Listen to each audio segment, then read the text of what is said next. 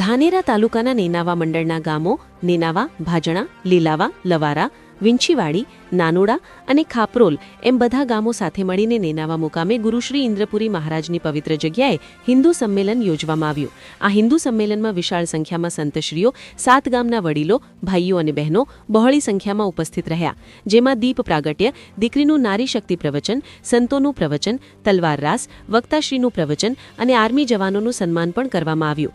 વક્તાશ્રી સત્યમજી શાસ્ત્રીએ પંચ પરિવર્તન, સામાજિક સમરસતા, કુટુંબ પ્રબોધન, સ્વ વિશે, પર્યાવરણ તથા નાગરિક કર્તવ્ય વિશે ખૂબ સારી સમજ આપી અને દિવ્યા કુંવર દેવડાએ ખૂબ સરસ તલવારબાજી બતાવી અને હિતા કુંવર વાઘેલાએ સરસ પ્રવચન આપ્યું.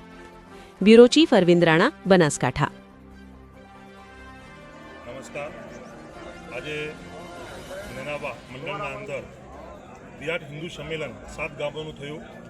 એના અંદર નેનાવાના મઠના શિવપુરીજી મહારાજ, નેમિનાથજી મહારાજ તેમજ ભાવપુરીજી મહારાજ ઇત્યાદિ સંતો મહંતોના આશીર્વાદ થકી ગ્રામજનોની મોટી સંખ્યાના અંદર આજે નેનાવા મંડળનું હિન્દુ વિરાટ સંમેલન થયું છે.